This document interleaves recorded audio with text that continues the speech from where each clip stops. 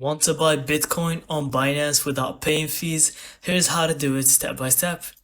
First, log into your Binance account on your desktop or mobile and make sure your identity verification is complete. Go to the Trade tab and select Convert or Block Trade, which is down. This feature often lets you swap stablecoins like USDT or BUSD into Bitcoin with zero fees. Deposit USDT, BUSD, or another supported stablecoin into your account using your preferred payment method. Now choose the convert option, enter the amount of USDT you want to swap, and select BTC as the coin you're converting into. Preview the trade. Binance shows you the exact rates, and in many regions there are no additional fees for the convert tool. Confirm the swap and your Bitcoin will instantly appear in your spot wallet. No hidden charges, no complex trading fees.